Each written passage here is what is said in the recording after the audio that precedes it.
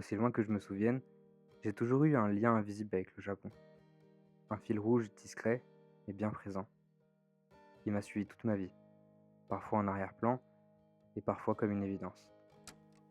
J'ai grandi baigné dans une culture qui, sans même que je m'en rende compte, avait déjà commencé à m'habiter. À l'adolescence, elle prenait la forme de mangas et de jeux vidéo. Mais la vérité, c'est que ce lien, il est né bien plus tôt. J'avais 6 ou 7 ans, c'était chez mes grands-parents, et le plus jeune de mes oncles, passionné de jeux vidéo, me tend une Game Boy. Dedans, il y avait ce qui était pour moi une cartouche magique, Pokémon. Ce moment, pour être honnête, je l'ai jamais oublié. C'est pour moi là où tout a commencé. Je découvre mon tout premier jeu vidéo, et même si je ne l'ai pas terminé, ce monde que j'avais entre les mains, même juste pour un instant, m'a marqué à jamais. C'est un univers né en 96 au Japon et arrivé en France en 98, et qui pour moi avait la saveur d'un voyage dans l'imaginaire, comme une porte que l'on ouvre sur un horizon fascinant. Pokémon, c'était que le début, et très vite j'ai plongé dans d'autres mondes. Dragon Ball, Naruto, je collectionnais les cartes, je regardais les animés sur la 11 et la 17, autant d'univers, de mondes parallèles riches en valeurs, en émotions et en questions. Et puis j'ai eu un gros blocage sur Naruto. Celui-là, je ne l'ai pas seulement regardé, il m'a parlé, il m'a touché et il m'a construit. Je sais pas si vous avez vécu ça aussi, mais certaines histoires laissent des marques. Naruto pour moi, c'est ça. C'est une histoire qui m'a forgé, un miroir dans lequel je me suis retrouvé. Le courage, l'amitié, la résilience, l'envie de ne jamais abandonner. Alors forcément, quand on grandit avec tout ça, il y a obligatoirement une idée qui germe doucement. Une idée simple mais tenace. Un jour j'irai là-bas, là où tout a commencé. Là où ces mondes ont été rêvés, dessinés, fabriqués. Un jour, papa, maman, j'irai au Japon.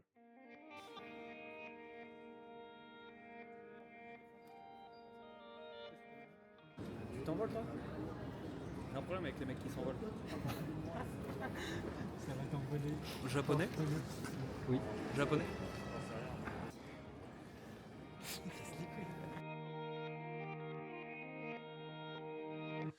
ああこのまま僕たちの声が世界の端っこまで Assis dans cet avion, je me souviens de ce moment très clairement. C'était un mélange d'émotions difficiles à décrire.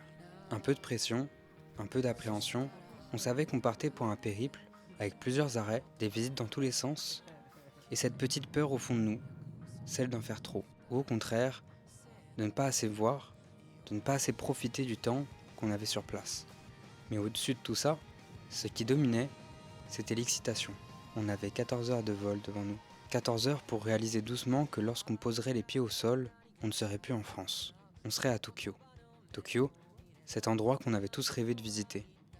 Et rien que d'y penser, c'était déjà magique. Alors on a profité de ce vol, on a célébré ce départ, et petit à petit, on s'est laissé porter vers l'inconnu.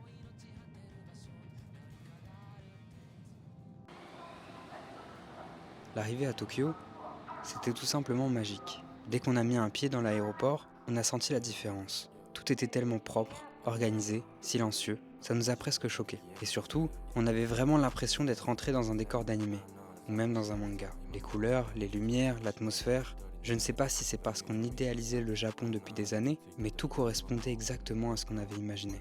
On a vite récupéré nos valises et pris la route vers notre Airbnb. On est resté un long moment à l'intérieur, juste pour souffler un peu, récupérer du vol et réaliser où on était vraiment. Et puis le soir, on est ressorti. Notre premier 7-Eleven, notre première vraie balade nocturne au Japon. On n'était pas du tout en plein centre-ville, on était même assez excentré de la capitale. Mais ça n'avait aucune importance. Je me souviens m'être dit, ça y est, j'y suis. Je suis enfin là où je rêve d'être depuis que je suis tout petit. Et ce souvenir-là, je le chéris encore. Voir mes amis juste devant moi, les filmer, marcher dans ces rues japonaises, c'était irréel. Et puis, notre première interaction avec les Japonais se sont super bien passées. Pas vraiment de barrière linguistique, soit les gens parlaient un bon anglais, soit ils avaient les applications et les accessoires nécessaires pour communiquer facilement. Tout était fluide, rassurant, bienveillant. Après cette balade nocturne, on est retourné au Airbnb pour récupérer un maximum, parce que demain, c'était notre première vraie journée de visite. Et notre premier objectif, le château d'Edo.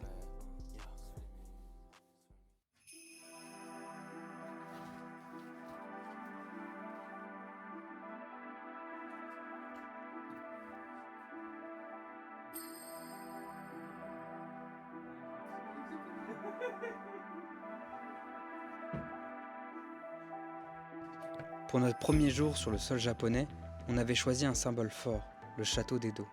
De loin, il se dressait devant nous, impressionnant, majestueux, presque irréel, un décor sublime.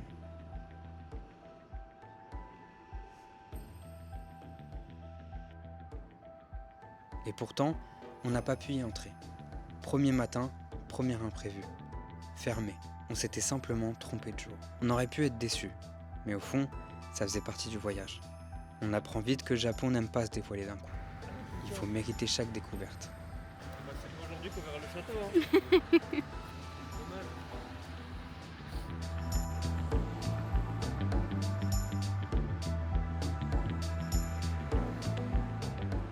Il y avait Moi, le Les- seul truc que je comprends, les c'est Mongols, arbres, fleurs et les petits, Mongols, ils ont attaqué Tokyo.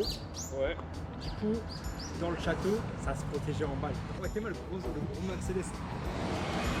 Là, ça, c'est le genre de truc.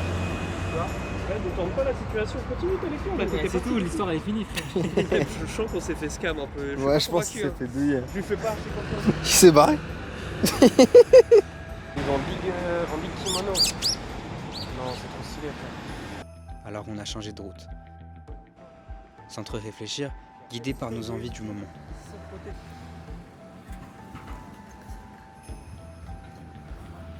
Et l'endroit qui nous attirait le plus, c'était Akihabara.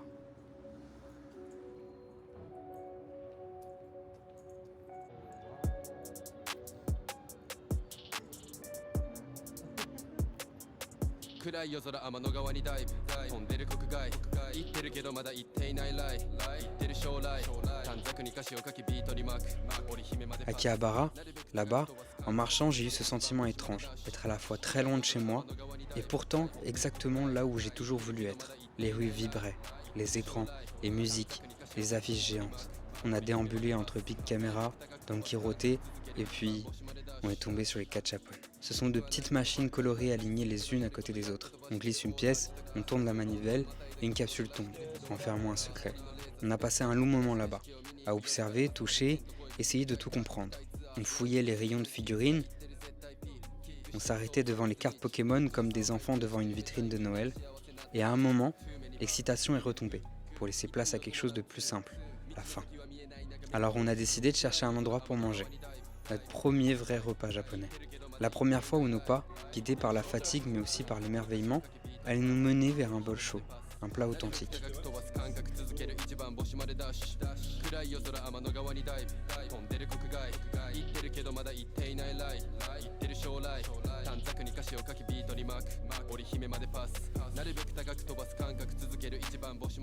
En sortant du restaurant, je me rends compte d'une chose, et je sais que ce ne sera pas la dernière fois que je vais le dire ici. L'ambiance est incroyablement différente. À chaque fois que je tourne la tête, je vois quelque chose qui m'interpelle.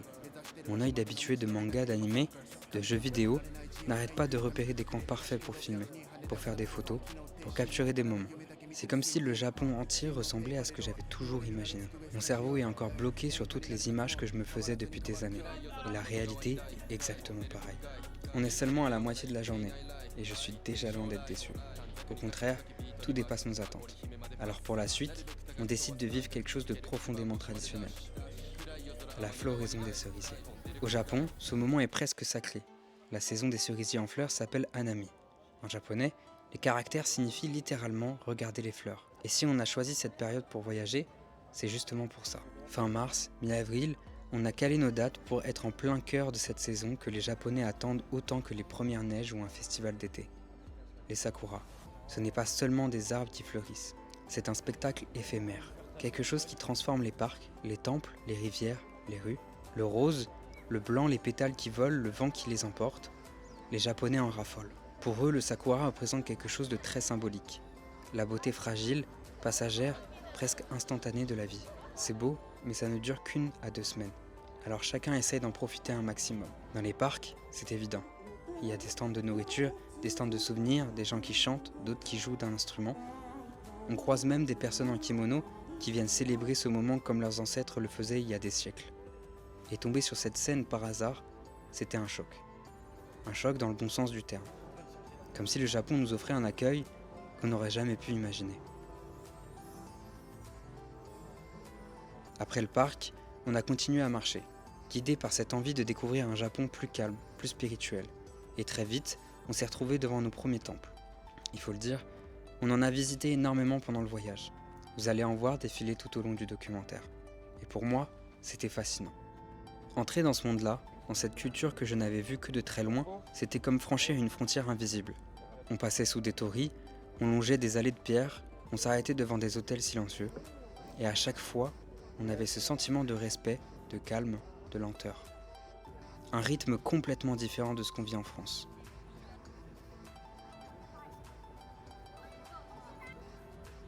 Et puis on a décidé de repartir avec un souvenir un peu particulier, des goshuin. Un goshuin, c'est un sceau, un tampon calligraphié que l'on peut obtenir dans les temples bouddhistes ou les sanctuaires shinto. Ce n'est pas un simple tampon, c'est une page écrite à la main par un moine ou un prêtre. Chaque goshuin porte le nom du temple, la date de la visite, parfois un mantra, parfois une phrase qui symbolise la spiritualité du lieu. Et il est toujours marqué d'un tampon rouge très caractéristique. Là où ça devient encore plus beau, c'est que les goshuin se collectent dans un carnet spécial, un livre que chacun remplit au fil de ses visites.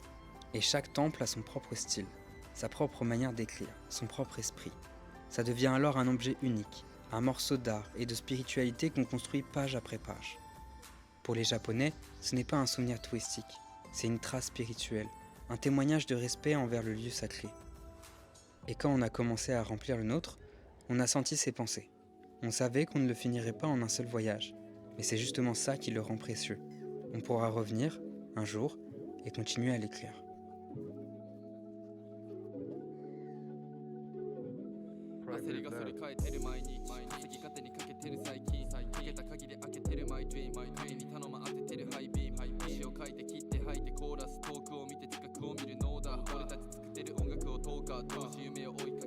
On termine la journée doucement, fatigué mais heureux. Et ce soir, une seule mission, dormir. Parce que demain, on retourne au château d'Edo. Et cette fois, on est sûr et certain qu'il sera ouvert. On compte bien en profiter un maximum.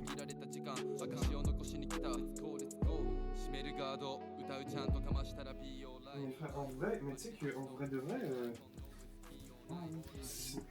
Petite cuisine. Ici, c'est...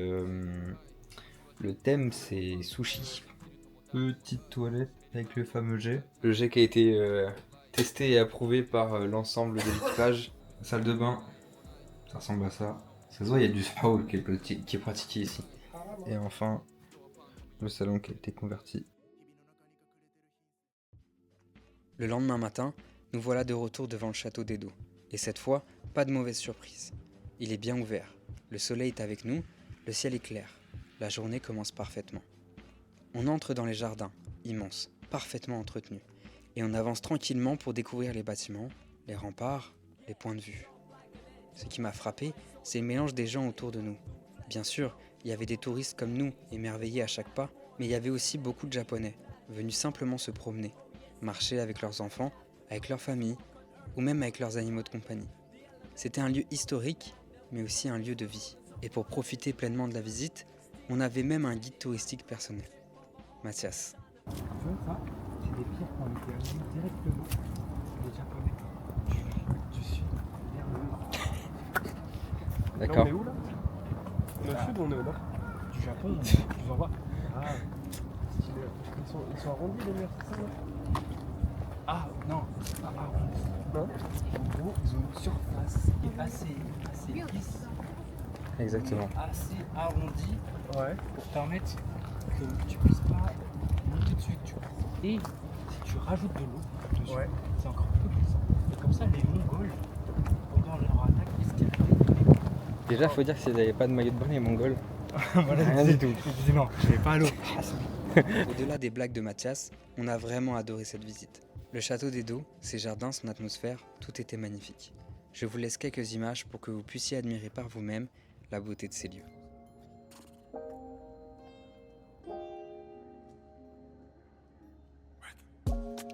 I'm in Katsushika, yeah, in my bag, oh cunning. Also my man, oh cunning. Woke up, told myself, how can I? 何のために稼ぎたいマネー増やしてくフィーフィや敷いてくバジェット神戸から遠くの街をかける叫ぶこの声がかれるまで Nights I spent them sleepless, I sleep less when I know the Good things come real slow. Stress turn ice and melt like snow. Yo 眠ってる間に働くミュージック水に流す全てのブーシッ俺は俺のままで俺は俺のままで Push cases, different places, jet lag talk. Une fois la visite terminée, on est sorti pour goûter quelque chose qu'on voulait absolument essayer, les curry pan. Pour être honnête, c'était seulement l'entrée. On a enchaîné directement avec un restaurant juste après. Avant de partir au Japon, beaucoup de proches nous avaient dit qu'on allait avoir des complications pour manger, qu'on était un peu difficile, que certains aliments allaient nous poser problème. Mais en réalité, pas du tout. On a trouvé des restaurants incroyables, des saveurs qu'on n'avait jamais goûtées, et surtout, il y avait vraiment de tout. Tokyo n'est pas une capitale fermée gustativement. Si vous planifiez de venir, ne vous inquiétez pas, vous trouverez toujours un plat qui pourra vous plaire. Et c'est valable aussi dans les combini. Il y a de tout, du salé, du sucré, des plats simples, des idées étranges, des snacks improbables, mais toujours de quoi se régaler.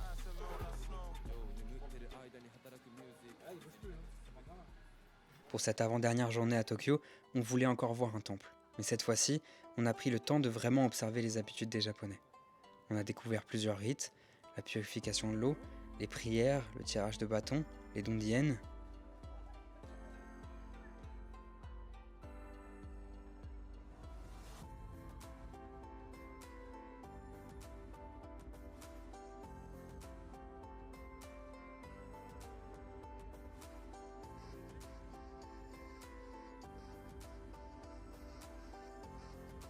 Ici, par exemple, on pouvait faire un don pour tirer une baguette portant un numéro.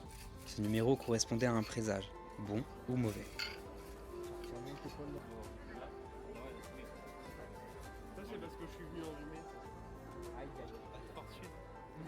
Et pour ceux qui recevaient un mauvais présage, comme Paul et moi, il fallait l'accrocher à un fil pour l'annuler. Un geste simple, mais symbolique.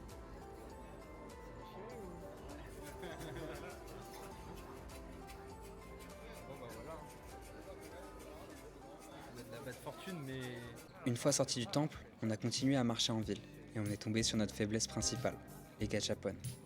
On y a passé un temps fou et ce qui nous rassurait, c'est qu'on n'était clairement pas les seuls. C'est très commun au Japon et on comprend vite pourquoi.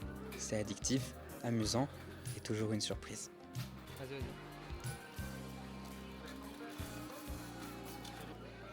C'est quoi, c'est un porte-clés? C'est un porte-clés, ouais. Après ça, on a repris la route vers un restaurant, puis on est rentré tranquillement à la maison pour finir la journée.